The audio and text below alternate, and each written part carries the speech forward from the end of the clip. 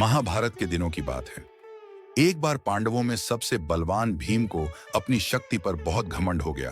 वे सोचने लगे, इस धरती पर मुझसे ज्यादा ताकतवर कोई नहीं।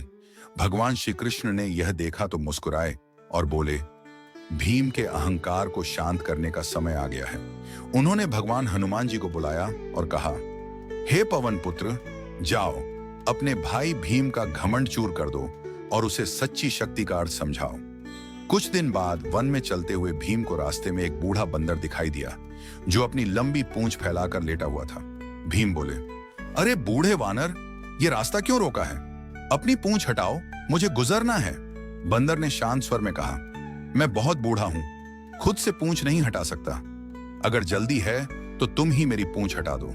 भीम हंस पड़े, मेरी ताकत के आगे ये छोटी सी पूंछ क्या चीज है? उन्होंने एक हाथ से खींचा, पूंछ नहीं हिली। दोनों हाथों से खींचा, फिर भी नहीं हिली। पूरा जोर लगा दिया, मगर पूंछ जैसे पत्थर की बनी थी। भीम हैरान और थके हुए बोले, ये कैसी शक्ति है जो मुझसे भी बड़ी है? तभी वह बूढ़ा बंदर मुस्कुराया और विराट रूप धारण कर लिया। भीम के सामने खड़े थे हनुमान जी। भीम तुरंत उनके चरणों में गिर पड़े। प्रभु, आप स्वयं वायुपुत्र हनुमान हैं, मुझे क्षमा करें। हनुमान जी ने स्नेह से कहा, भीम, शक्ति तब तक अधूरी है जब तक उसमें विनम्रता और भक्ति न हो। आज मैंने तुम्हें सच्ची शक्ति का ज्ञान कराया है। भीम की आंखों में आंसू भर आए।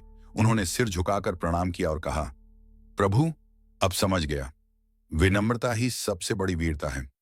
सीख। हनुमान जी ने भीम का घमंड इसलिए तोड़ा ताकि वे जान सकें, सच्ची शक्ति शरीर में नहीं, विनम्रता और भक्ति में होती है। धन्यवाद।